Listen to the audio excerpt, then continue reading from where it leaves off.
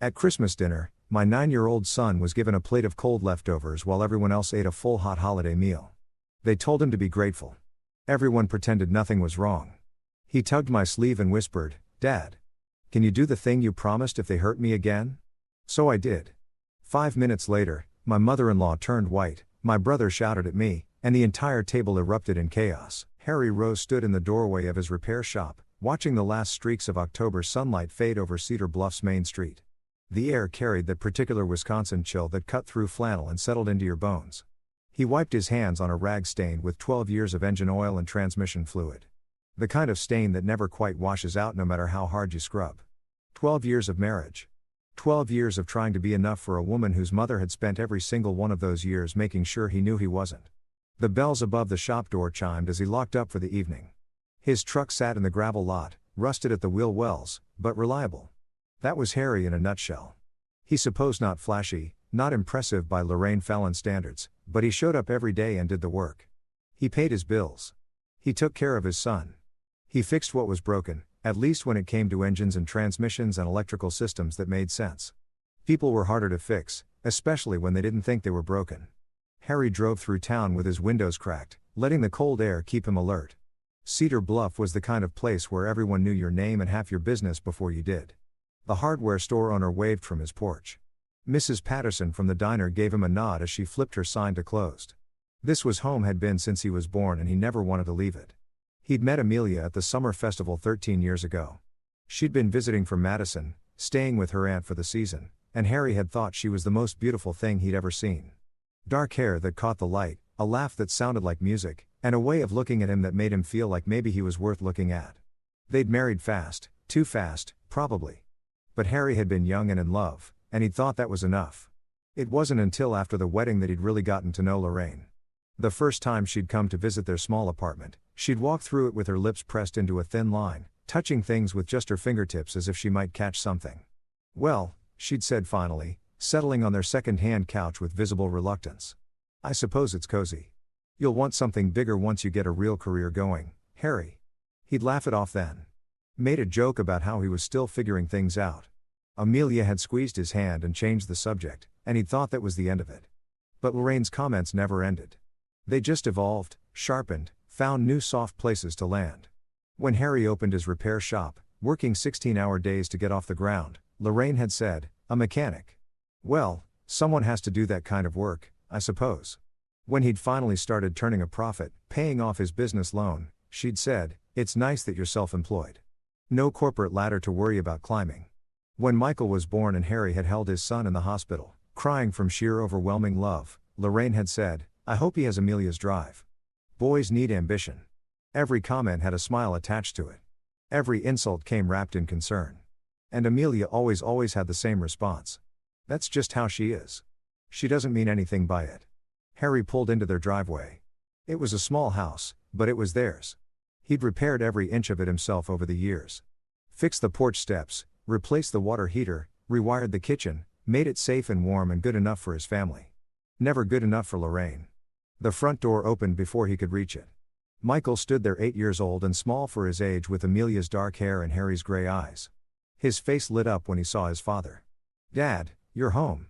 Harry scooped him up even though the kid was getting heavy. "Hey buddy, good day at school. I got a 100 on my spelling test." "That's my boy." Harry sat him down and ruffled his hair. "Where's your mom?" "On the phone with Grandma." Michael's voice went a little quieter. "She's been on there a while." Harry could hear Amelia's voice from the kitchen. That particular tone she used only when talking to her mother. Appeasing, apologetic, a little desperate for approval that never quite came. He hung up his jacket and followed Michael into the living room where the boy had his homework spread across the coffee table. Harry knelt down beside him, looking over the math problems. "Need help with anything?" "No, I got it." Michael chewed his pencil, concentrating hard. Then, without looking up, he said, "Grandma's coming for Thanksgiving." Something cold settled in Harry's stomach. "Yeah, your mom mentioned that. She said it'll be nice. Family time." Michael glanced up at him and there was something in his eyes that an 8-year-old shouldn't have. Weariness. She said, "I need to be on my best behavior." "You're always on your best behavior." "Grandma doesn't think so." Harry opened his mouth to respond, but Amelia's voice cut through from the kitchen. "Harry, can you come here?" He squeezed Michael's shoulder and stood. In the kitchen, Amelia was leaning against the counter with her phone in her hand, looking tired. She was still beautiful, still the woman he'd fallen in love with. But there were lines around her eyes now that hadn't been there a few years ago. Stress lines, tension. Mom wants to do Thanksgiving at her place this year, she said before he could even say hello. I told her that would be fine. Harry crossed his arms, leaning against the door frame. Did you ask me first? It's Thanksgiving, Harry. We always do holidays with family. We did Thanksgiving there last year and a year before and a year before that. Amelia's jaw tightened. What's your point? My point is that every time we go there, your mother find a way to make Michael feel small. Last time she told him his handwriting looked like a first grader's. The time before that, she said he was too skinny and needed to play more sports. She's just trying to help him improve. Harry laughed, but there was no humor in it. That's not help. That's criticism dressed up as concern. You're being sensitive. I'm being protective. There's a difference. He kept his voice low, aware that Michael could probably hear them. Every time we leave your mother's house, Michael is quieter. He pulls into himself. It takes days before he's back to normal. Amelia set her phone down hard on the counter. She's his grandmother. She loves him. Then she has a hell of a way of showing it. They stared at each other across the kitchen. The refrigerator hummed. The clock on the wall ticked. Somewhere outside, a dog barked. Finally, Amelia said, "We're going for Thanksgiving." It's already decided. Harry wanted to argue more, wanted to put his foot down, but he could see the set of her shoulders, the stubborn lift of her chin. It was a posture he'd seen 1,000 times, inherited directly from Lorraine. When Amelia decided something, especially something her mother wanted, there was no moving her. Fine, he said. But if she starts it on Michael, we're leaving. She won't. She always does. Amelia turned away from him, starting to pull things from the refrigerator for dinner. You just need to give her a chance, Harry. She's not as bad as you make her out to be, but she was. She really was. Harry thought back to all the times Lorraine had called him over the years. When she needed her deck renovated and wanted cheap labor. When her car needed repairs and she expected them for free. When she needed someone to move furniture or fix her garbage disposal or install a new ceiling fan. Harry, can you help with this? Harry, you're so handy. Harry, I wouldn't ask if it wasn't important. He always went, always helped. Always did the work without complaint. And she still talked about him like he was a disappointment her daughter had settled for. He remembered the day Michael had won the school science fair. The kid had worked for weeks on a project about renewable energy, staying up late with Harry to build a working model wind turbine. When he placed first in his grade, Harry had been so proud he nearly burst. He called everyone he knew, posted pictures, made Michael's favorite dinner to celebrate. Lorraine had come over that evening. She'd looked at the trophy, smiled that thin smile of hers, and said, "Well, good for him, but let's not exaggerate. It's a small school. He's not exactly competing with the best and brightest." The light had died in Michael's eyes instantly. Amelia had laughed nervously and said, "Mom, he worked really hard on it." "I'm sure he did. I'm just saying we should keep things in perspective." Lorraine had patted Michael's head like he was a puppy who'd done a cute trick. No need to give him a big head about it. Harry had excused himself to the garage after that. He'd stood in the dark, hands shaking, wanted to go back inside and tell Lorraine exactly what he thought of her parenting philosophy. But Amelia had come out and asked him to please not make a scene. Her mother didn't mean it the way it sounded. Couldn't he just let it go this once? He let it go. It let a lot of things go over the years. But every time he let something go, a little piece of his marriage went with it. A little more distance opened up between him and Amelia. She kept choosing her mother over him, over Michael, over the family they'd built together. And Harry kept swallowing his anger, his hurt, his growing certainty that this couldn't last forever. That evening after dinner, Harry sat with Michael on the back porch. The November air was sharp and clean. The stars were coming out, bright pin pricks against the darkening sky. Michael leaned against him, and Harry put his arm around his son's thin shoulders. "Dad." "Yeah, buddy. If Grandma says something mean again at Thanksgiving, will you stand up for me?" Harry's throat tightened. He thought about all the promises he'd made as a father. To protect his son, to keep him safe, to make sure he grew up knowing he was valued and loved and good enough exactly as he was. "Yes," he said. "I promise." Michael relaxed against him. "Okay, I believe you." Harry stared up at the stars and wondered how much longer he could keep that promise while still keeping his marriage intact. Wondered if maybe those two things were mutually exclusive now. Wondered when exactly the woman he'd married had become so much like the woman who'd raised her. Inside he could hear Amelia on the phone again. Her mother's voice was loud enough to carry through the walls, talking about something that required Amelia's complete agreement and attention. It always did. Harry closed his eyes and held his son a little tighter. The cold Wisconsin wind picked up, rattling the bare tree branches.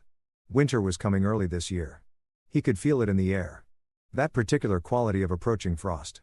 The kind of cold that got into everything and didn't let go until spring. The kind you had to either endure or escape from entirely. Thanksgiving arrived like an obligation Harry couldn't shake. He'd spent the week leading up to it with a knot in his stomach that no amount of antacids could touch. Michael had been quiet, withdrawing into himself the way he always did before family gatherings at the Fallon house. Amelia had been short with both of them, stressed about making sure everything was perfect. Everything was just the way her mother expected. The drive to Lorraine's house took 40 minutes. She lived in a larger home on the outskirts of town, the kind of place with a manicured lawn and expensive landscaping that she paid other people to maintain. Her late husband had left her comfortable, and she made sure everyone knew it. The house itself was nice enough, Victorian style with a wraparound porch, but Harry had never felt welcome there. It was like entering a museum where you were expected to keep your hands to yourself and your voice down. Heath's truck was already in the driveway. Amelia's brother still lived in the basement apartment their mother had converted for him years ago. He was 36 now, had never held a job longer than 6 months, and Lorraine still treated him like he was one bad break away from becoming successful. Harry had a different theory about what Heath was one bad break away from. But he kept those thoughts to himself. They parked and gathered their things. Amelia had made 2 pies from scratch because Lorraine had mentioned she preferred homemade desserts. Michael clutched a construction paper turkey he'd made in art class and Harry could see his hands shaking slightly. "It'll be fine," Amelia said more to herself into them. She checked her reflection in the car window, smoothing her hair. "Just a few hours. We can do this." Harry took Michael's hand as they walked up to the house. The boy's palm was clammy with nervous sweat. Before they could knock, the door swung open. Lorraine stood there in a cream-colored sweater and pearls. Her silver hair perfectly styled. She was in her early 60s, but could have passed for younger. She worked at it. Harry knew regular salon visits, expensive skin creams, a personal trainer twice a week. All of it designed to maintain the image of a woman who had everything together. "There you are." Her smile was bright but didn't quite reach her eyes. "Come in. Come in. You're right on time." She hugged Amelia first, tight and possessive, then gave Harry a brief nod that acknowledged his existence without actually welcoming it. When she turned to Michael, her smile faltered slightly. "Hello, Michael. My, you're still so small for your age, aren't you?" The boy's shoulders hunched. Harry felt his jaw clench. "He's growing just fine," Harry said evenly.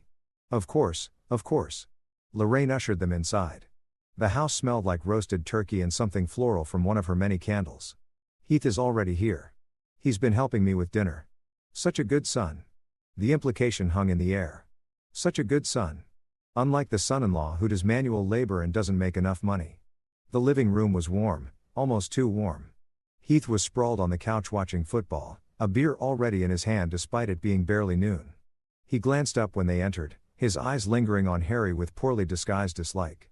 "Harry," he said, not bothering to get up. "Heath, game's tied. Vikings are choking as usual."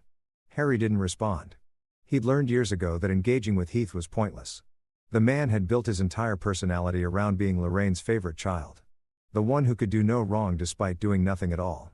Michael tried to hand his grandmother the paper turkey he'd made. "I made this for you in our class." Lorraine took it between 2 fingers, holding it away from her body like it might stain her sweater. "How creative. We'll find a place for it somewhere." She sat on a side table, already dismissing it. "Now, why don't you children make yourselves comfortable while I finish up in the kitchen? Amelia, dear, can you help me?" Amelia followed her mother without question, leaving Harry and Michael alone with Heath. The 3 of them sat in uncomfortable silence. The football game played on, announcers discussing plays and statistics. Michael stayed close to Harry, pressed against his side on the love seat. Heath drank his beer and occasionally made comments about the game that no one responded to. From the kitchen, Harry could hear the murmur of voices. Lorraine's tone was sugary with that particular edge she got when she was being subtly critical. Amelia's responses were quiet, agreeable. He'd heard variations of his conversation 100 times. Lorraine offering advice that wasn't really advice. Amelia accepting criticism disguised as concern. "Your boy doesn't talk much, does he?" Heath said suddenly. Harry looked at him. "He talks when he has something to say." Mom says he's too soft. Says Amelia coddles him too much. Heath took another drink. Boys need to be tougher. My dad would have straightened him out if he was still around. Good thing he's not your son then. Heath's eyes narrowed. What's that supposed to mean? It means Michael is fine the way he is. He doesn't need to be anything other than himself. He needs to be a man, not some sensitive little kid who cries when things get hard. Harry felt heat rising in his chest. He's 8. 8 is old enough to know the world doesn't care about your feelings. Heath pointed his beer bottle at Michael. You're doing him no favors, raising him soft. Before Harry could respond, Lorraine appeared in the doorway with a tight smile. Boys, let's keep things pleasant. It's Thanksgiving. Her eyes landed on Harry. Harry, would you mind helping Heath set the table? I'm sure you know how to do that at least. The barb landed perfectly as they always did. Harry stood without comment and followed Heath to the dining room. The table was already mostly set. Crystal glasses, fine china that Lorraine brought out only for holidays, cloth napkins folded into complicated shapes. Heath handed Harry a stack of plates with visible reluctance, as if even that small gesture of cooperation pained him. They worked in silence. The clink of dishes the only sound. Harry thought about Michael sitting alone in the living room, small and uncomfortable, and felt his anger building. This was supposed to be a family holiday. It was supposed to be about gratitude and togetherness. Instead, it was just another opportunity for Lorraine to remind everyone of their place in her hierarchy of worth. Mom says Amelia could have done better, Heath said suddenly, his back to Harry as he arranged silverware. Says she settled because she was young and didn't know any better. Harry set down the plates carefully, keeping his hand steady. Is there a point to this conversation? Point is, you're not family. Not really. You're just a guy who knocked at my sister and stuck around out of obligation. Heath turned, smirking. We all know it. You know it, too. If that's what you need to believe, it's what Mom believes. And Mom's always right. Heath walked past him toward the kitchen, bumping Harry's shoulder deliberately as he went. Harry stood alone in the dining room, staring at the formal table setting, the expensive china, the crystal that probably cost more than he made in a month. None of it meant anything. It was just decoration, just another way for Lorraine to show that she had more, was more than the people around her. He heard Michael's laugh from the living room. A small uncertain sound, and knew his son was trying to make himself invisible, trying to be good enough, quiet enough, small enough not to attract the wrong kind of attention. Harry had been doing the same thing for 12 years. Maybe it was time to stop. Dinner started with surface pleasantries. Lorraine sat at the head of the table, holding court like a queen with her subjects. The turkey was perfectly cooked, the sides arranged artfully on serving platters. Everything looked like it belonged in a magazine spread. Everything felt like a performance. Lorraine served plates with calculated efficiency, heaping generous portions onto everyone's dishes. Everyone except Michael. Harry watched as she reached past the boy to grab a plate from the refrigerator behind her chair, one she'd apparently prepared earlier. She sat in front of Michael with a smile. The food on it was cold, visibly obviously cold. Congealed gravy, hard mashed potatoes, sliced turkey that had been refrigerated until the meat looked pale and unappetizing. Michael stared at it, then looked at his father. Mom, Amelia said uncertainly. Is that from earlier? It's perfectly good food. Lorraine settled into her chair. Children don't need everything fresh and hot. They should learn to be grateful for what they receive, not picky about how it's served. Heath snorted into his wine glass. Kids should toughen up anyway. This generation is too soft. When I was his age, I ate what I was given and didn't complain. Harry felt something snap inside him. Not breaking, snapping like a branch under too much weight. Sudden and clean. Michael's small voice cut through the tension. Dad, you promised. You said you'd stop them if they did it again. The room went silent except for the quiet hum of the refrigerator in the kitchen. Harry looked at his son, 8 years old, small for his age, sensitive and thoughtful in everything good in this world, sitting in front of a cold plate of food while everyone else ate hot meals, being told he should be grateful for the scraps. He stood up. The chair scraped against the hardwood floor, loud in the sudden quiet. He reached across the table, picked up Michael's cold plate, and walked around to Lorraine's end. He set it down directly in front of her, right next to her own heaping plate of steaming food. You serve this to your grandson, Harry said, his voice steady and calm. Then you eat it, too. Lorraine's face went red, then white. Excuse me? You heard me. If it's good enough for an 8-year-old child, it's good enough for you. Heath shot to his feet, his chair nearly toppling backward. You think you can talk to my mom like that? Harry turned to face him. For the first time in 12 years, he felt completely calm. Clear, Like you've been holding his breath underwater and had finally surfaced. Heath, sit down. You're a grown man living in your mother's basement. You haven't held a job in 4 years. You survive on her handouts and her tolerance. You don't get to lecture anyone about respect or responsibility or being a man. Heath's mouth opened and closed. His face flushed dark red. I'm not finished. Harry's voice was still calm, but there was still underneath it now. You talk about toughening Michael up. You say he needs to learn the world doesn't care about his feelings. But the truth is, you're afraid. Afraid that an 8-year-old boy has more courage and more heart than you've ever had. That he'll grow up to be everything you're not. The silence that followed was absolute. Amelia grabbed Harry's arm, her fingers digging in hard. Stop it. Stop it right now. You're embarrassing us. Us? Harry looked at his wife. Really? Looked at her. When was the last time you stood up for Michael? When was the last time you chose him over your mother? That's not fair. Fair. Harry pulled his arm free. Your mother just served our son a cold plate of food like he's not worth the effort of proper care, and you're worried about being embarrassed. Lorraine stood, her hands flat on the table. When she spoke, her voice was cold enough to freeze fire. Amelia, do you see what I mean? He's unstable, volatile, and this is the man raising your son. That sentence, those words, that was the moment something fundamental changed in Harry Rowe. He didn't yell, didn't argue. He simply walked to where Michael sat, still staring at the cold plate that had been moved, and picked up the boy's jacket from the back of his chair. Get your things, buddy. We're leaving. Harry, you can't just. Amelia started. Watch me. He helped Michael into his jacket. The boy's hands shaking as he pushed them through the sleeves. You can stay if you want, but we're done here. Lorraine's voice dripped with false concern. Amelia, are you going to let him take your son? Just walk out like this? Harry looked at his wife. She was standing now, torn between her mother and her family, her face pale and her eyes wide. He could see the calculation happening behind her eyes. The weighing of loyalties, the same choice she'd been making for 12 years over and over. Come with us, he said quietly. Right now, choose your son. Choose your family. Amelia looked at her mother. Looked at Harry. Back to her mother. She didn't move. Harry nodded slowly. Okay. Okay, I understand. He took Michael's hand and walked toward the door. Behind them, Lorraine's voice rose sharp and victorious. You can't leave. We're in the middle of Thanksgiving dinner. This is ridiculous, Harry. You're being absolutely ridiculous. Harry opened the front door. The cold November air rushed in clean and sharp. He guided Michael out onto the porch, then turned back for one last look at the scene inside. Amelia still stood frozen by the table. Heath was red-faced and sputtering. Lorraine sat at the head of the table like a general who'd won a battle, her expression smug and satisfied. And on the table, forgotten by everyone except Harry, sat Michael's paper turkey. The one he'd made with so much care. The one Lorraine had dismissed without a second thought. Amelia, Harry said one last time, are you coming? His wife looked at him. Her mother's hand was on her arm now, holding her in place. When Amelia spoke, her voice was small. You're tearing this family apart. No, Harry said. I'm just finally seeing it for what it really is. He closed the door. The walk to the truck felt surreal. Michael's hand was cold in his, and the boy was shaking, though whether from cold or emotion, Harry couldn't tell. He helped his son into the passenger seat, buckled him in, then walked around to the driver's side.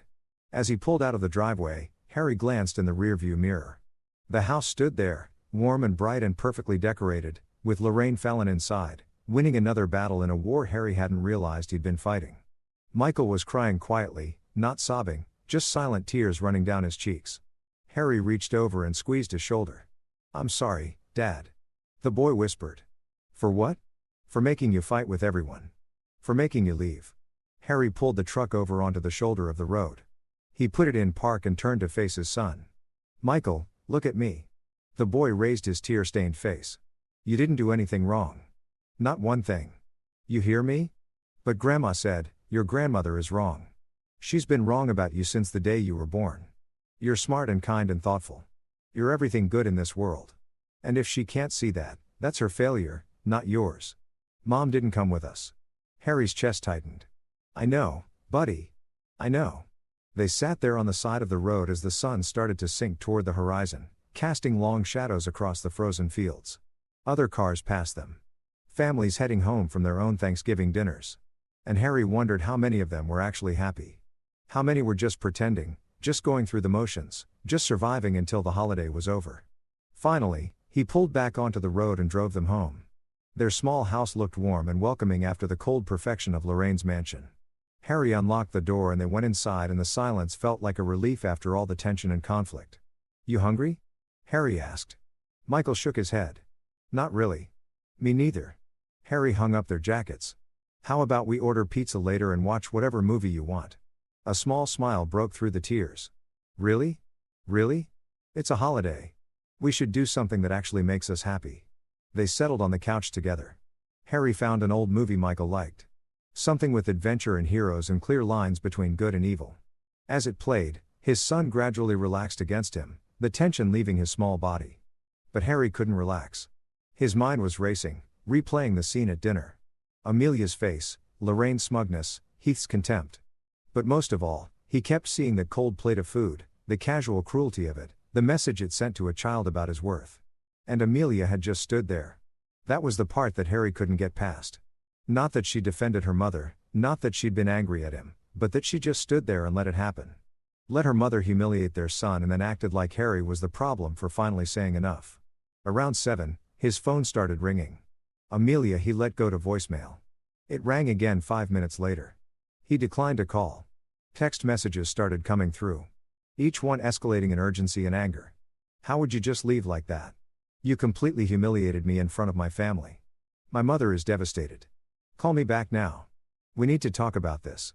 Harry turned his phone face down on the coffee table. "Is that Mom?" Michael asked quietly. "Yeah." "Is she mad?" "Yeah." Michael was quiet for a moment, then said, "Is this my fault?" Harry hit pause on the remote and turned to face his son fully.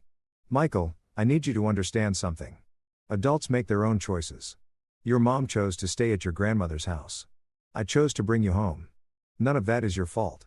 You're a kid. This is grown-up stuff and you don't have to carry the weight of it. But if I hadn't said anything, then nothing would have changed and that cold plate of food would have been just one more thing we all pretended was okay." Harry ran a hand through his hair. Sometimes being quiet and keeping peace isn't actually peaceful. Sometimes it's just letting people hurt you without fighting back. Michael seemed to consider this. "Did Grandma hurt you, too?" "Not just me." The question caught Harry off guard. He'd spent so many years protecting Michael from the truth of it, trying to shield him from the reality of Lorraine's contempt for both of them. But his son was smarter than he'd given him credit for. He saw things, understood things. "Yeah, buddy. She did for a long time. Then I'm glad you finally stopped her." Those simple words from his 8-year-old son hit Harry harder than any of Lorraine's barbs ever had. Because Michael was right. He'd finally stopped her. After 12 years of taking it, swallowing it, letting it slide for the sake of family harmony, Harry had finally drawn a line, and his wife had stood on the other side of it. The front door opened around 9:30. Amelia walked in, and Harry could tell immediately that the evening hadn't improved her mood. Her jaw was set, her movements jerky with barely contained anger. She dropped her purse on the entry table hard enough to make it rattle. "Michael, go to your room," she said without preamble. The boy looked at Harry, uncertainty written all over his face. Harry gave him a small nod. "It's okay, buddy. Head up to bed. I'll come tuck you in soon."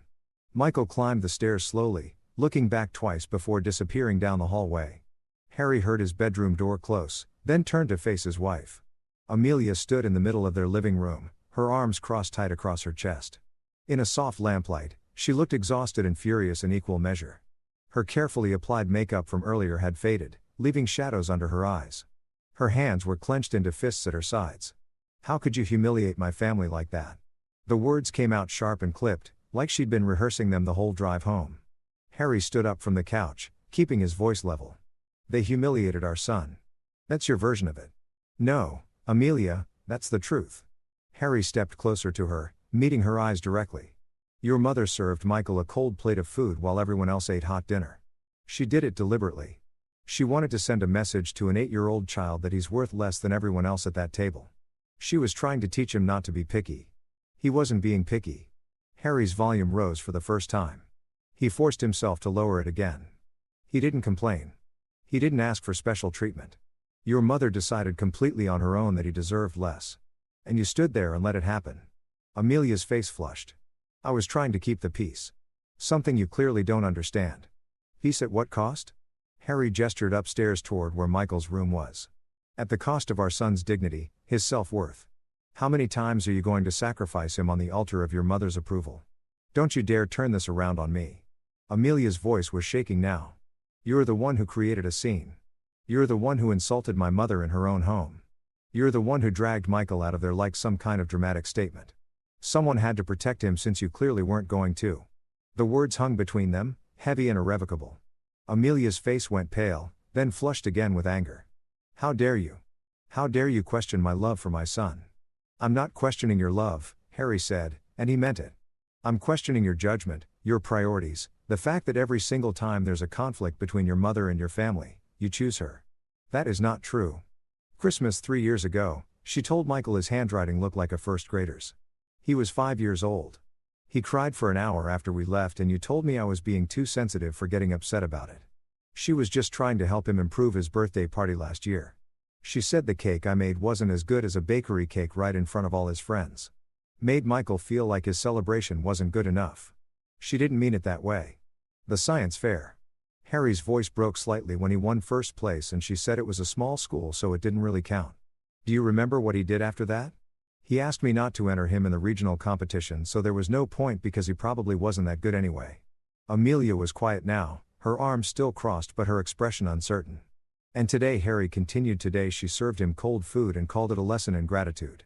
And Heath backed her up, said Michael needed to be tougher. And you said nothing. I was trying to keep the peace.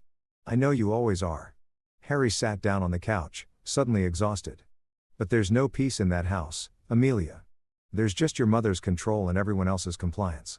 And I'm done complying. Amelia stared at him. In the silence, the refrigerator hummed. The house settled around them with small creaks and groans. Outside, wind rattled the windows, bringing with it the first hints of winter. If you hate my family so much, Amelia said quietly. Maybe you should go. The words landed like a physical blow. Harry looked up at his wife, searching her face for any sign that she didn't mean it, that it was just anger talking. But her expression was set determined. She made her choice just like she always did. You want me to leave? Harry said slowly, making sure he understood. I want you to figure out if you can be part of this family without constantly attacking my mother. I defended our son. That's not attacking. It is to her. It is to me. Amelia's voice rose again. Do you know what she said after you left? She cried. Harry, she actually cried. Said she was trying her best to be a good grandmother and you made her feel like a monster. Harry laughed. A bitter sound with no humor in it. She's crying because for the first time in 12 years, someone stood up to her. That's not being victimized. That's being held accountable. You don't understand her. You've never even tried. I've tried for 12 years, Amelia. I've swallowed every insult, every passive-aggressive comment, every way she's found to make me feel small. I've let her use me for free labor while she talks about me like I'm worthless. I've watched her chip away at our son's confidence while you tell me she means well. Harry stood up again. I understand her perfectly. She's a cruel person who uses love as a weapon and family as a shield, and you become just like her. Amelia's hand flew up and for a second, Harry thought she might actually slap him. But she caught herself, lowered her hand, and instead said the thing that hurt worse than any physical blow could have. Get out, Amelia. I said, get out. Pack a bag. Go stay somewhere else.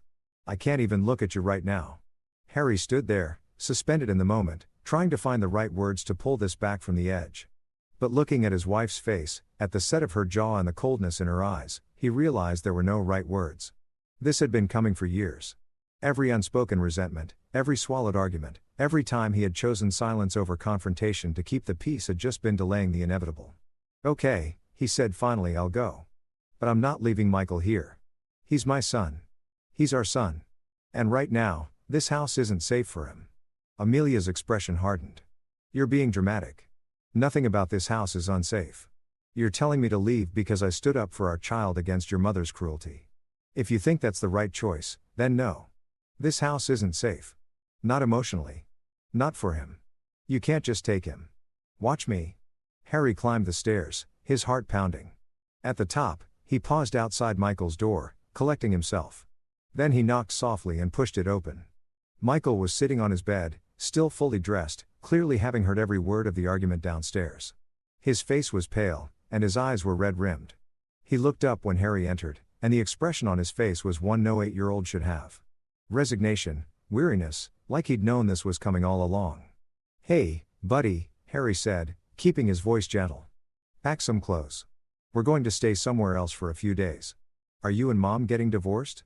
The question was direct, mature beyond his years.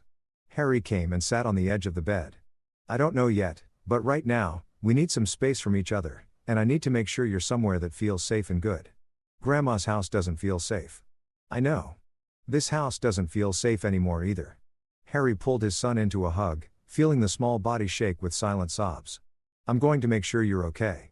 No matter what happens with your mom and me, you're going to be okay. I promise." They packed quickly. A week's worth of clothes, Michael's favorite books, his stuffed bear that he pretended he was too old for, but still slept with every night. Harry grabbed some of his own things from the bedroom, moving efficiently while Amelia stood in the hallway with her arms crossed, watching with an expression he couldn't read. "Where are you going?" she asked as they headed for the front door. "To a motel for tonight.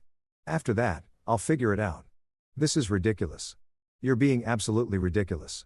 Harry turned at the door, Michael's hand in his. "No, Amelia. For the first time in 12 years, I'm being a father. That's all I'm being." He guided Michael out into the cold November night. The boy climbed into the truck without complaint, buckled himself in, and stared straight ahead as Harry started the engine. As they pulled out of the driveway, Harry glanced in the rearview mirror and saw Amelia silhouetted in the doorway, her phone already to her ear. He didn't have to guess who she was calling. The Cedar Bluff Inn wasn't much, but it was clean and quiet. Harry got them a room with 2 beds and carried their bags inside. The space smelled like industrial cleaner and old carpet, but it was warm and the door locked. And right now, that was enough. Michael sat on one of the beds, looking small and lost. Harry ordered pizza from a place nearby. And while they waited for delivery, he called his sister in Minnesota. She answered on the 3rd ring. "Harry, it's almost 11. What's wrong?" He gave her the abbreviated version, keeping his voice low so Michael wouldn't hear all the details. When he finished, there was a long pause on the other end. "About time," his sister said finally. "What?" "I've been waiting for you to finally stand up to that woman for years. Mom and I talk about it all the time. We could see what she was doing to you. You never said anything. Would you have listened?" Harry thought about that. Probably not. Exactly. Sometimes people have to come to realizations on their own. His sister's voice softened. "How's Michael?" Harry looked at his son who was flipping through TV channels without really watching any of them. "Shaken, sad, but he'll be okay. And you?" "I don't know yet. Ask me in a few days." They talked for a few more minutes before Harry hung up. The pizza arrived and he and Michael ate it sitting on the motel beds watching some animated movie neither of them really cared about. When Michael finally fell asleep, Harry sat in the chair by the window and stared out at the parking lot. His phone buzzed with texts, some from Amelia, a few from numbers he didn't recognize, probably Lorraine or Heath using different phones. He ignored all of them. Whatever they had to say could wait until morning. Tomorrow, he need to figure out real lodging. He need to call a lawyer. He need to start making the hard decisions that came with separation and possibly divorce. But tonight, he just needed to sit in this quiet motel room and let the reality of it all sink in. He'd broken his marriage. Or maybe it had been broken for years, and he just finally stopped pretending it wasn't. Either way, there was no going back from here. The cold plate of food at Thanksgiving dinner had been the final straw, but the foundation had been crumbling for 12 years. Around 2 o'clock in the morning, Harry finally crawled into bed. Michael had migrated to his bed at some point, curled up against Harry's side like he used to do when he was smaller. Harry put his arm around his son and closed his eyes. Tomorrow would bring consequences. Conflict. The messy reality of untangling a life he'd spent over a decade building. But tonight, his son was safe. That was what mattered. That was all that mattered. 2 days later, Harry sat across from David Shunn, a family attorney whose office was above the hardware store on Main Street. He'd come recommended by a friend from church, someone Harry trusted to point him towards someone competent and honest. David was in his 50s, gray-haired and calm, with the kind of steady presence that put people at ease even in difficult situations. He listened to Harry's story without interrupting, taking occasional notes on a yellow legal pad. When Harry finished, David set down his pen and leaned back in his chair. "First question," he said, "do you want to save this marriage?" Harry had been asking himself that same question for 2 days. "I want my wife to choose our son over her mother. I want her to see how toxic her family is. I want her to understand that protecting Michael isn't negotiable." "That's not what I asked." "I know." Harry rubbed his face. "I don't think the marriage can be saved. Not if she won't change, and I don't think she will. David nodded slowly. Then we need to talk about custody. You're currently staying in a motel with your son. That's not sustainable long term. How has Amelia been since you left? She's called 20 times. Left a dozen voicemails. Most of them are angry. Some are trying to negotiate me coming back. She wants me to apologize to her mother. Are you going to? No. Good. Don't. David pulled out a fresh legal pad. Here's what we're going to do. First, you're going to file for legal separation with a request for temporary primary custody that establishes a formal arrangement and protects your position. Second, you're going to start documenting everything. Every interaction with Lorraine, every time Amelia chooses her mother over Michael's well-being, every incident that demonstrates the emotional harm being done. I don't have much documentation so far. Then we start gathering it now. Text messages, voicemails, emails. If Lorraine says something inappropriate, write it down immediately with date and time. If Michael tells you something that happened, write that down, too. David, lean forward. And Harry, I need you to understand something. This is going to get ugly. Lorraine sounds like the type who won't go down without a fight. She'll turn Amelia against you even more. They'll paint you as unstable, aggressive, a bad father. You need to be prepared for that. I am. Are you? David's expression was serious because in my experience, people say they're prepared for ugly divorces, but they're rarely ready for just how personal and vicious it can get. Especially when you're dealing with someone like Lorraine, who has something to lose. What does she have to lose? Control, influence, her image as the perfect grandmother. If you get primary custody and can prove she's been emotionally abusive, that's not something she can spin. That follows her. In a town like Cedar Bluff, reputation matters. Harry thought about that. Lorraine had spent her entire life cultivating an image of perfection. The successful widow, the devoted mother, the doting grandmother. The idea that someone might pull back that curtain and show what was really underneath would be intolerable to her. She'll fight. Harry said she'll fight hard. The question is, are you ready to fight back? Harry thought about Michael sleeping in a motel bed. Thought about the cold plate of food. Thought about 12 years of watching his son's confidence get chipped away piece by piece. Yes, he said. I'm ready. David smiled grimly. Then let's get to work. They spent the next 2 hours going over details. David explained the legal process, the timelines, what to expect from Amelia's response.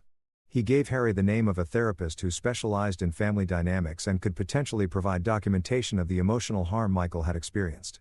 He helped Harry draft a text to Amelia informing her of his intent to file for separation and requesting that Michael not be left alone with Lorraine during this time. When Harry left the office, he felt steadier. Having a plan helped. Having someone in his corner who understood the legal landscape helped even more. He picked Michael up from school that afternoon. They'd been staying in the motel for 3 days now. And Harry had enrolled Michael in a temporary arrangement where the school knew to release him only to Harry. Michael climbed into the truck with his backpack looking tired. How was school? Okay. Mom came by at lunch. Harry's stomach clenched. What happened? She wanted me to go home with her. I said I wanted to stay with you. She got upset. Michael's voice was small. She said you're being selfish. That you were keeping me from her. I'm not keeping you from her, buddy. You can see her whenever you want. I just don't want you at your grandmother's house right now. I don't want to be there either. Michael looked out the window. Some kids asked why I wasn't at Thanksgiving. I didn't know what to tell them.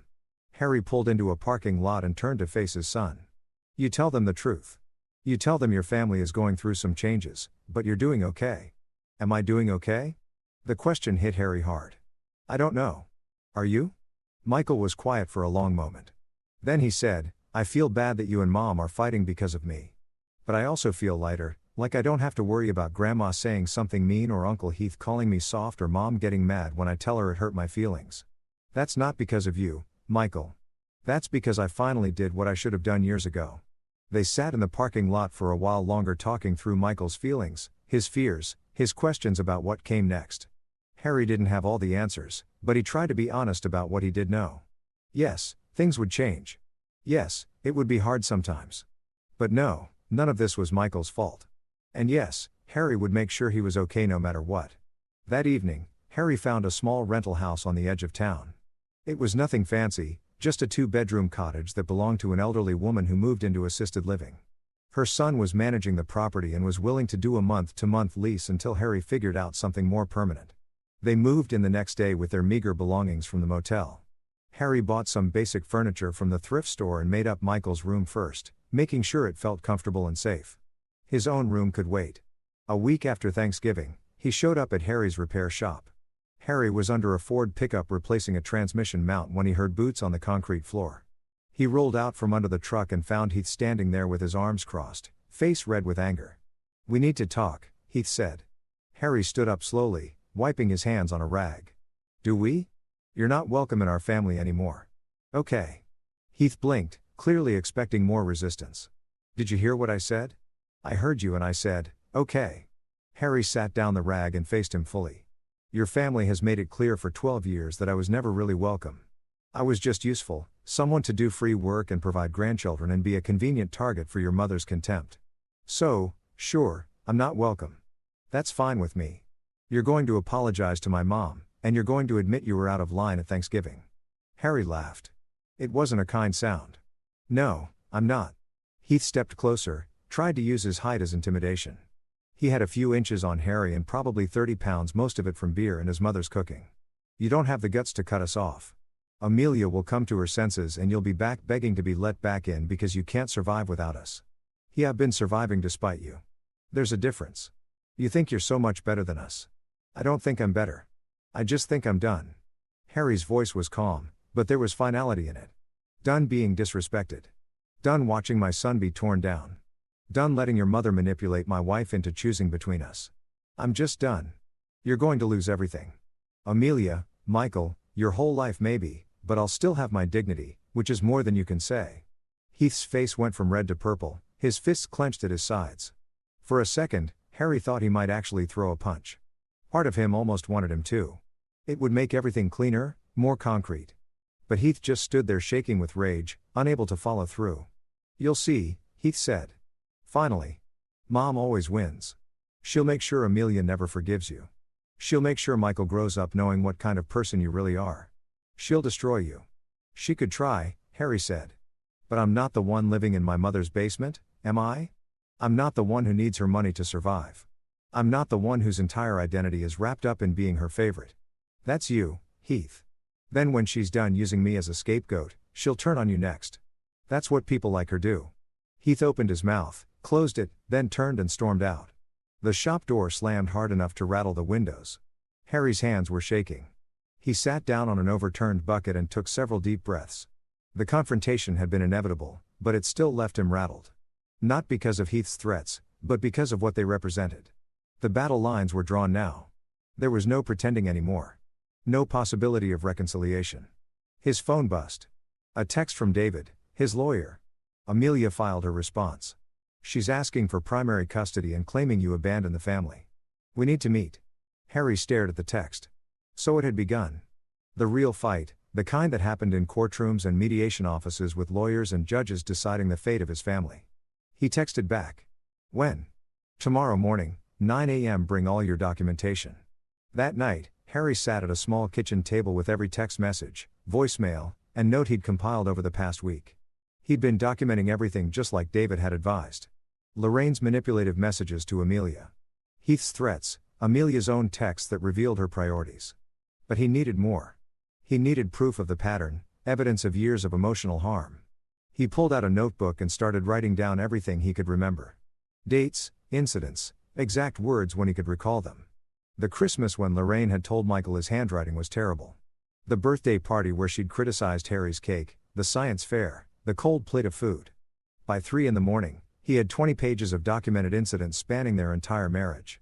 It was exhausting to read seeing it all laid out like that. 12 years of small cuts, careful cruelties, systematic erosion of worth and dignity. He'd let it happen. That was the part that hurt most. He'd known what Lorraine was doing, had felt the impact of it, but he'd chosen peace over confrontation again and again. And in doing so, he'd failed to protect his son. But he was protecting him now. That had to count for something. The next morning, Harry sat across from David in the attorney's office, reviewing Amelia's filing. She claimed he had anger management issues, that he created an unsafe environment at Thanksgiving, that his decision to take Michael and leave without her permission constituted parental kidnapping. "None of this is true," Harry said, reading through it. "Of course, it's not true, but it's a common strategy. Paint you as unstable and her as the reasonable parent trying to protect her child. David tapped the document. The good news is we have your documentation. We have witnesses to the Thanksgiving incident and we're going to request that the court appoint a guardian ad litem for Michael. What's that? An independent attorney or social worker who represents Michael's best interests. They'll interview him. Interview both parents, interview others involved.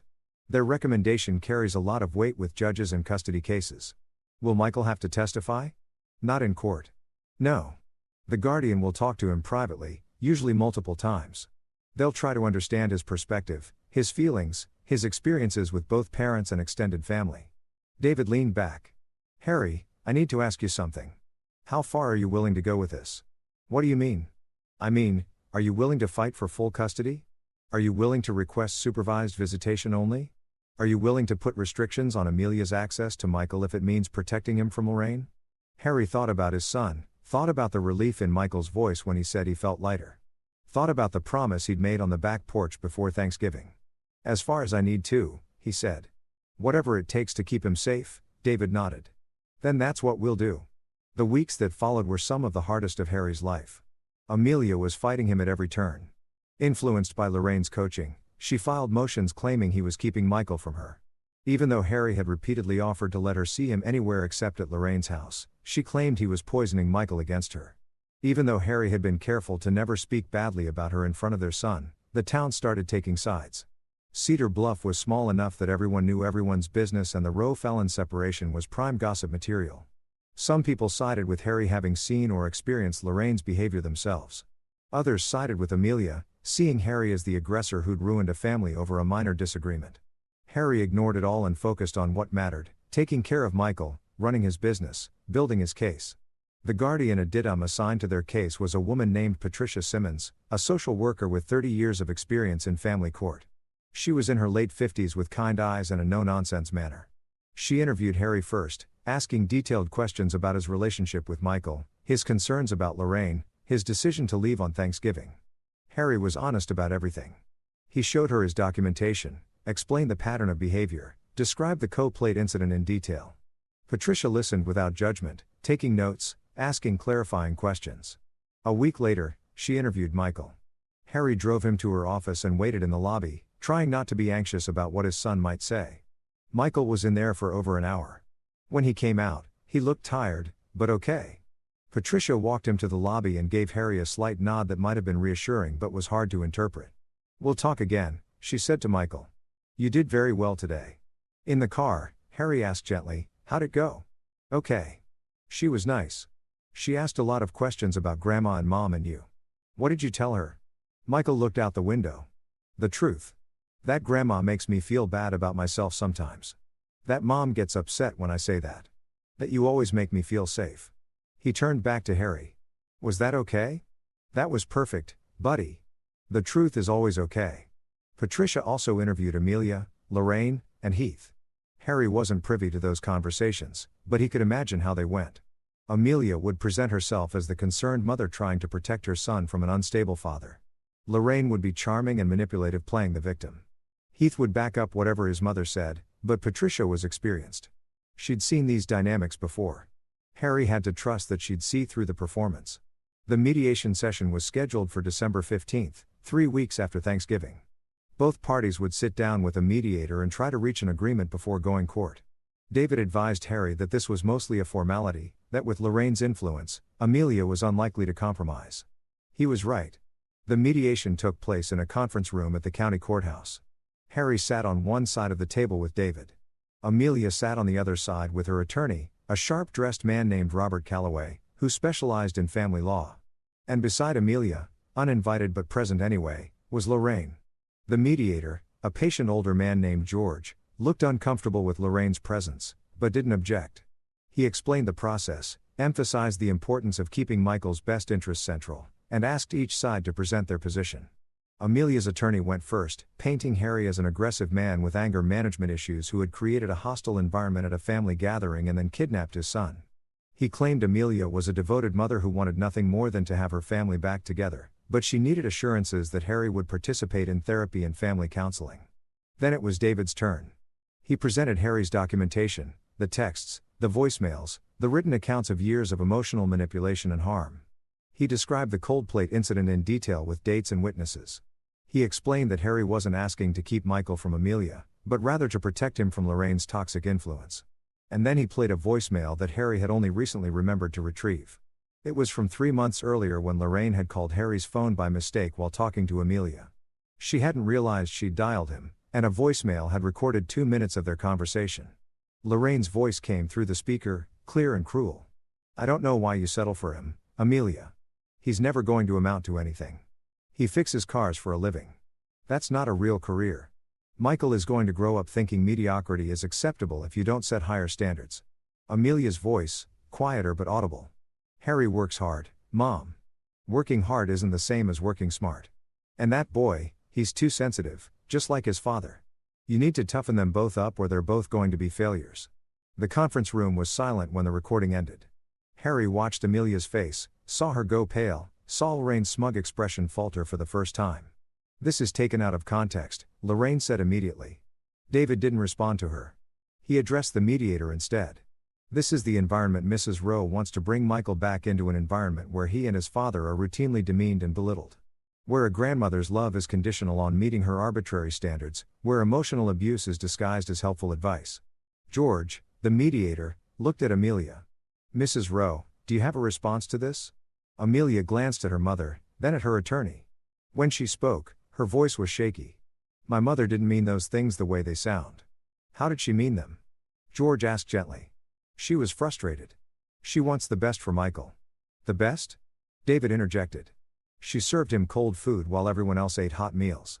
She regularly criticizes his achievements. She demeans his father in front of him. That's not wanting the best. That's abuse. How dare you?" Lorraine spoke up, her voice sharp. "I love my grandson. Everything I do is out of love." Harry finally spoke, keeping his voice calm. "Love doesn't humiliate. Love doesn't belittle. Love doesn't serve cold food to a child as a lesson. You poisoned my daughter against me. I presented facts, documented incidents. Your own words recorded on my voicemail. I didn't have to poison anyone against you. Your behavior speaks for itself." Lorraine stood up, face flushed with anger. "I will not sit here and be attacked." "Then leave," Harry said simply. "This is a mediation between me and my wife. You shouldn't be here anyway." George nodded. "Mrs. Fallon, perhaps it will be best if you waited outside. I'm here to support my daughter. Your daughter is an adult with her own attorney. She doesn't need your support in this room." George's tone was firmer now. "Please step outside." Lorraine looked at Amelia, clearly expecting her to object, but Amelia just sat there staring at the table and said nothing. Finally, Lorraine gathered her purse with jerky, angry movements and walked out. The door closed behind her with a sharp click. The mediation continued for another hour, but it was clear no agreement would be reached. Amelia's position remained that Harry needed to apologize and submit to family counseling that included Lorraine. Harry's position remained that Michael's well-being was non-negotiable and Lorraine's access to him needed to be restricted. "Then we'll see you in court," Amelia's attorney said finally. As they filed out, Harry caught Amelia's arm gently. "It doesn't have to be like this." She pulled away. "You destroyed our family." "No, I protected our son. There's a difference." Her eyes filled with tears. "You're so sure you're right. You're so sure you know what's best. But you're tearing everything apart. It was already torn apart. I just finally stopped pretending it wasn't." He watched her walk away, saw her meet her mother in the hallway. Lorraine immediately began talking, no doubt coaching her on what to say, how to feel, what to do next, and Amelia listened, nodding, falling back into old patterns. David touched Harry's shoulder. "Court date is set for January 12th. That's when the judge will make a determination on temporary custody pending the final hearing. Will I be able to keep Michael until then?" "Yes. The current arrangement stays in place." David paused. "Harry, that voicemail was powerful evidence. The judge is going to hear that. Patricia will hear it in her investigation. It's going to carry weight." Harry nodded, but he felt no satisfaction, just a deep weariness. This was his life now. Court dates and lawyers and fighting with the woman he'd once loved over the fate of their child. But when he picked Michael up from school that afternoon and saw his son smile, saw how relaxed and happy he'd been these past few weeks away from Lorraine's influence, Harry knew he was doing the right thing, even if it cost him everything else. The courtroom was smaller than Harry had imagined. He'd seen plenty of legal dramas on television, grand spaces with high ceilings and dramatic lighting. This was just a wood-paneled room with fluorescent lights and uncomfortable chairs. The kind of space where ordinary people's lives were decided by judges in black robes who had a dozen other cases to hear that same day. Harry sat at the defendant's table with David, his hands folded on the smooth wood surface. Across the aisle, Amelia sat with her attorney. She didn't look at him. She'd barely looked at him since the mediation. As if by refusing to acknowledge his existence, she could somehow undo everything that had happened. Lorraine sat in the gallery behind Amelia, dressed impeccably in a navy suit that probably cost more than Harry made in a month. She'd styled her hair, applied perfect makeup, curated her image carefully for this appearance. She looked like someone's kind grandmother, not the manipulator she really was. Heath was there, too, slouched in the back row with his arms crossed. Judge Catherine Morrison entered the courtroom and everyone stood. She was a woman in her early 60s with steel gray hair and sharp eyes that missed nothing. Harry had looked her up online, learned that she'd been a family court judge for 20 years and had a reputation for being fair but tough. She didn't tolerate games or manipulation, and she prioritized children's welfare above all else. "Be seated," she said, settling in her chair and opening a thick file. "We're here today for the temporary custody hearing in a matter of Roe versus Roe. I've reviewed the filings from both parties, the documentation submitted, and the preliminary report from the guardian admit." She looked up, fixing her gaze first on Amelia's attorney, then on David. "I'm going to hear testimony from both parents and then I'll review the guardian's report in more detail before making my determination." Amelia was called to testify first. She took the stand, was sworn in, and settled into the chair with visible nervousness. Her attorney walked her through a series of questions designed to paint her as the stable, reasonable parent. She talked about her love for Michael, her desire to maintain family unity, her concerns about Harry's anger issues. Then David stood to cross-examine. "Mrs. Rowe, you claim your husband has anger management issues. Has he ever been physically violent with you? Or Michael?" "No." "But has he ever threatened violence?" "No." "But his behavior at Thanksgiving?" "We'll get to that." "Prior to Thanksgiving, had your husband ever raised his voice to your mother in Michael's presence?" Amelia hesitated. "Not really." "No." "Not really." Or no. "No." "And prior to Thanksgiving, had he ever refused to help your mother when she asked?"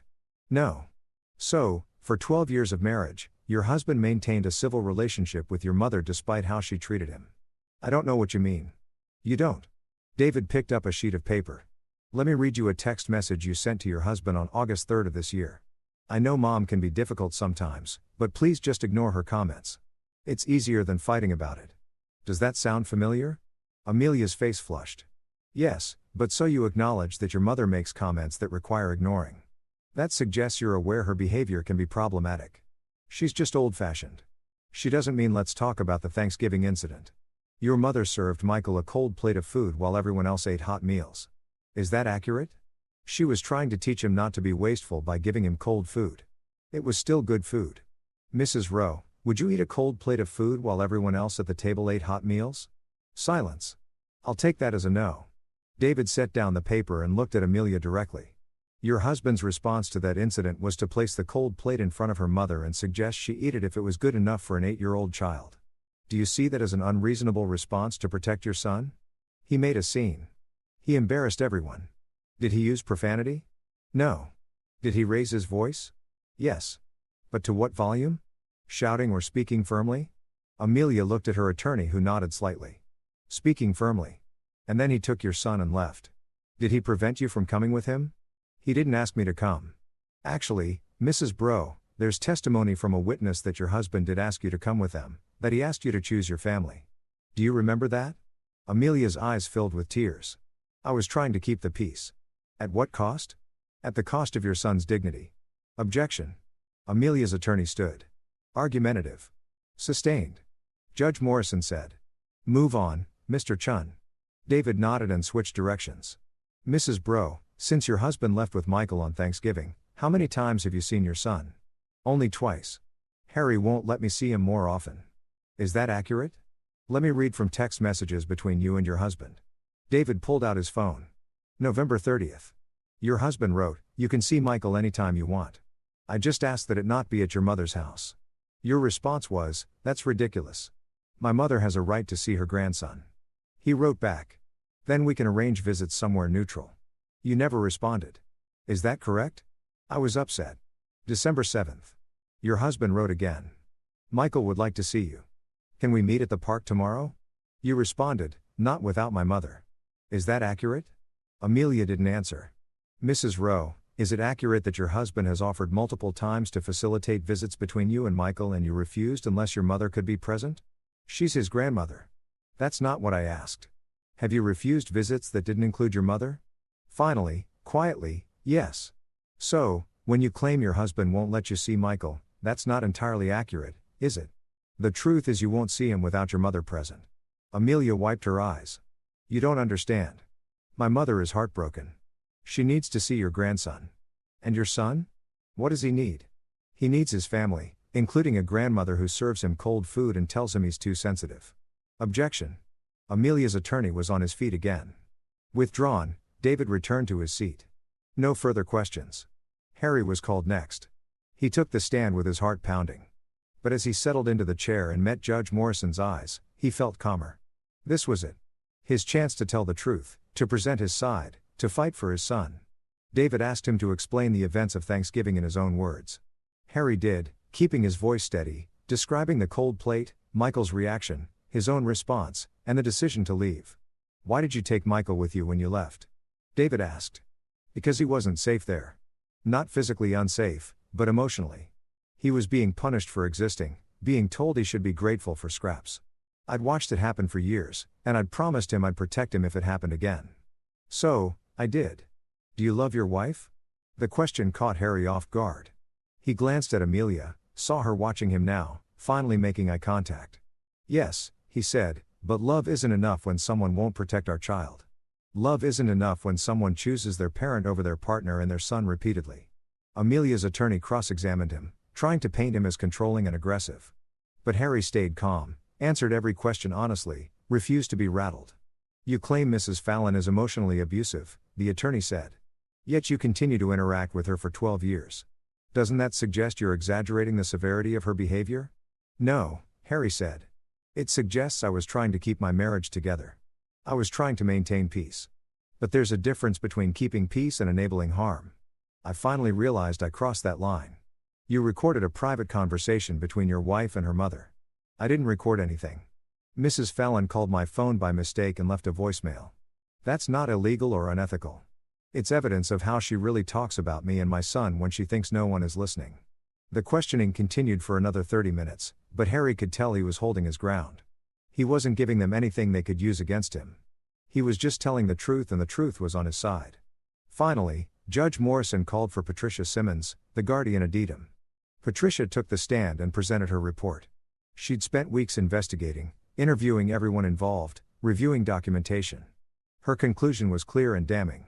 Your Honor, based on my investigation, I believe Michael's best interests are served by granting temporary primary custody to his father, Mr. Rowe, with supervised visitation from Mrs. Rowe. Amelia gasped audibly. Patricia continued, I've observed a pattern of emotional manipulation and control by Mrs. Lorraine Fallon that has been detrimental to Michael's emotional well-being. Mrs. Rowe has demonstrated an inability or unwillingness to recognize this pattern and protect her son from it. In my conversations with Michael, he expressed feeling safer and happier in his father's care. He described feeling anxious about visits with his grandmother and feeling that his mother dismissed his concerns. What about Mrs. Fallon specifically? Judge Morrison asked. I recommend that Michael not be left alone with Mrs. Fallon at this time. Her behavior toward him has been consistently critical and demeaning. She uses comparison and shame as motivational tools, which is harmful to a child's development. She sees nothing wrong with her approach, which means there's no reason to believe the behavior will change. Behind Amelia, Lorraine stood up. This is outrageous. I demand to speak. Mrs. Fallon, sit down, Judge Morrison said sharply.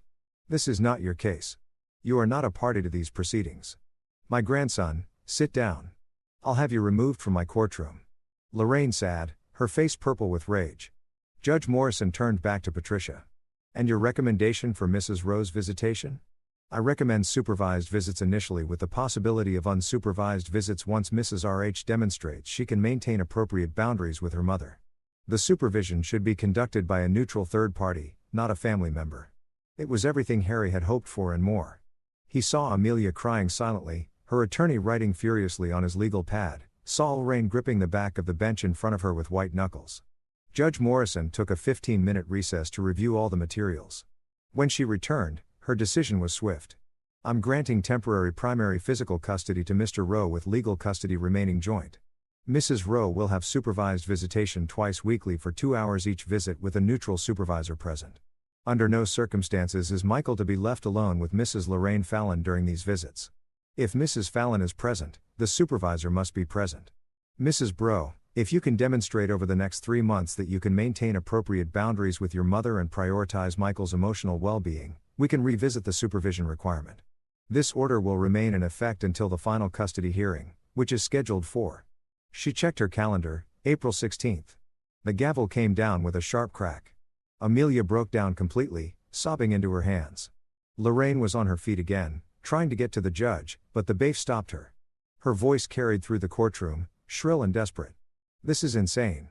He's poisoning my grandson against me. He's manipulating everyone. You can't do this. Mrs. Fallon, I can. And I have. And if you continue to disrupt my courtroom, I'll hold you in contempt. Judge Morrison's voice was ice. The evidence is clear. Your behavior toward your grandson has been inappropriate and harmful. Mr. Rowe isn't manipulating anyone. He's protecting his child. Something, I might add, that you and your daughter should have been doing all along. The judge gathered her files and stood. This court is adjourned. Harry sat in stunned silence. He'd won. Not completely, not permanently, but for now. Michael was safe. The court had seen through Lorraine's performance and recognized the harm she'd been causing. David clapped him on the shoulder. That was about as good an outcome as we could have hoped for. The judge was clear. Patricia's report was strong. Now we just need to make sure Amelia violates none of the conditions. What happens if she does? Then we go back to court and it strengthens your case for the final hearing. David started packing his briefcase. But Harry, I want you to understand something. This isn't over. Lorraine is going to fight back. She's humiliated, angry, and losing control. People like her don't go quietly. I know. Do you? David looked at him seriously because I've seen cases like this get ugly. Really ugly. Allegations of abuse, attempts to manipulate the child, violations of court orders. You need to be vigilant. Document everything. Every visit, every interaction, every attempt they make to undermine the order. Harry nodded. He understood. This was just the beginning of a longer war. As he left the courtroom, he passed Amelia in the hallway. She was surrounded by her mother and brother. Both of them talking at once, Lorraine's voice rising above the others. Harry caught fragments of her rant. Corrupt judge. That guardian was clearly biased. We'll appeal. Find a different attorney. This is outrageous. Amelia looked up and met Harry's eyes. For just a moment, he saw something there. Not anger, not hatred, just exhaustion, defeat, the recognition of something broken beyond repair. Then Lorraine pulled her away. Still talking, still plotting, still refusing to accept any responsibility for the situation she'd created. Harry walked out into the cold January afternoon. The sun was bright, reflecting off snow-covered streets, and the air was crisp and clean. He stood on the courthouse steps for a moment, breathing it in. He protected his son. That was what mattered. Whatever came next, whatever Lorraine tried, whatever battles still needed to be fought, he'd stood up and done the right thing. And that had to be enough. The next 3 months passed in a strange sort of routine. Harry and Michael settled into their small rental house, making it into a real home. Harry taught Michael to cook simple meals. They played board games in the evenings. They went to the library every Saturday. Simple things, quiet things. But Michael flourished in the safety and consistency. The supervised visits with Amelia were difficult. They took place at a family services center with a counselor named Mrs. Rodriguez supervising. Amelia came alone to the first few visits and they went well. Michael was happy to see his mother and they played games, talked, even laughed sometimes. But on the 4th visit, Lorraine showed up. She didn't come inside, just waited in the parking lot. But Harry saw her there when he dropped Michael off, and he saw the way Amelia kept glancing toward the window, distracted and anxious. Mrs. Rodriguez noted it in her report. Mrs. Rose's mother's presence in the parking lot created visible stress for both Mrs. Rowe and the child. While no court order was technically violated, the spirit of the supervision arrangement was compromised. The next visit, Lorraine came inside. She stayed in the waiting room, technically separate from the visit, but her presence loomed. Michael became withdrawn and quiet, giving short answers to his mother's questions. Mrs. Rodriguez ended the visit early. I'm going to recommend to the court that Mrs. Fallon not be on the premises during these visits. Her presence, even in a separate area, affects the child's ability to engage with his mother. The visits improved after that, but the damage was done. Michael started to dread them, associating seeing his mother with the anxiety of potentially encountering his grandmother. Harry tried to help him work through it. Even found a child therapist named Dr. Ellen Walsh, who specialized in family dynamics. Michael saw her weekly, and slowly he started to understand that his feelings were valid, that it was okay to have complicated emotions about his family. "I love Mom," he told Harry one evening. "But I don't want to go back to how things were before." "You don't have to," Harry assured him. "Things will never go back to how they were. Too much has changed." In March, Amelia violated the court order. She picked Michael up for a supervised visit, but drove him to Lorraine's house instead of the Family Services Center. She kept him there for 6 hours, missing the scheduled return time, and didn't answer her phone when Harry called. When she finally brought Michael back, the boy was shaking and pale. Lorraine had spent the entire visit telling him that his father had poisoned everyone against her, that she was the real victim, that Harry was destroying their family. Harry called David immediately. They filed an emergency motion the next day. The hearing was brief. Judge Morrison was not pleased. "Mrs. Rowe, you violated a direct court order. You took your son to precisely the environment this court determined was harmful to him. You exposed him to the person we specifically said he should not be alone with. Can you explain your reasoning?" Amelia, looking smaller and more defeated than Harry had ever seen her, said quietly, "My mother was in crisis. She needed to see her grandson. I thought one visit wouldn't hurt. One visit did hurt." According to the therapist's report, Michael had nightmares for 3 nights afterward and regressed emotionally. "Your mother used that visit to manipulate him, to try to turn him against his father. That's exactly what this court was trying to prevent." Judge Morrison shook her head. "Mrs. Rowe, I'm reducing your visitation to once weekly, still supervised, and I'm making it clear that any further violations will result in the complete suspension of your visitation rights pending the final hearing. Do you understand?" "Yes, Your Honor," Amelia whispered. As they left that hearing, Harry saw Amelia and her mother in the parking lot. Lorraine was berating her daughter, blaming her for not fighting hard enough, for not standing up to the judge, for not being strong enough to protect her family. And Amelia just stood there and took it like she'd been taking it her whole life. Harry almost felt sorry for her. Almost. The final hearing in April was anticlimactic compared to the earlier battles. The evidence was overwhelming. Patricia's final report recommended that Harry maintain primary custody with unsupervised visitation for Amelia, but with strict boundaries around Lorraine's involvement. Judge Morrison's final order was clear. Harry would have primary physical custody. Amelia could have unsupervised visits, but Lorraine could only see Michael during specific supervised periods once per month. Michael would continue therapy to process the family dynamics and trauma. All parties would return to court in 6 months to review the arrangement. The divorce was finalized the same day. 12 years of marriage ended with the stroke of a judge's pen. As Harry walked out of the courthouse for the last time, he felt lighter than he had in years. Not happy exactly, not yet, but free. The weight of Lorraine's expectations, of Amelia's divided loyalties, of pretending everything was fine when it clearly wasn't, all of it was finally gone. Michael was waiting with Harry's sister, who'd driven down from Minnesota to provide support during the hearing. When he saw Harry, he ran to him, and Harry scooped him up, even though the boy was really getting too big for it. "Is it over?" Michael asked. "Yeah, buddy. It's over. Are we okay?" "We're going to be okay. I promise." That evening, Harry and Michael drove to the north side of Cedar Bluff, where a small cottage sat near the lake. It was the same rental they'd been in, but Harry had signed a long-term lease now made it officially theirs. They sat on the small porch as the sun set over the water, painting the sky in shades of orange and pink and purple. The air was warm, carrying the first hints of real spring. Birds sang in the trees around them. Everything felt quiet and peaceful in a way Harry hadn't experienced in years. "Dad," Michael said after a long comfortable silence. "Yeah. Thank you for what?" "For keeping your promise. For standing up for me. For making sure I was safe." Harry pulled his son close, feeling tears prick his eyes. "I'll always keep that promise, Michael. Always." They sat together until the stars came out, until the lake was dark and still. Until the night settled around them like a blanket. Michael fell asleep against Harry's side, peaceful and safe, and Harry just held him and watched the quiet water. He'd lost his marriage, lost his in-laws, though that was no real loss. Lost the life he'd built over 12 years. But he'd gained something more important.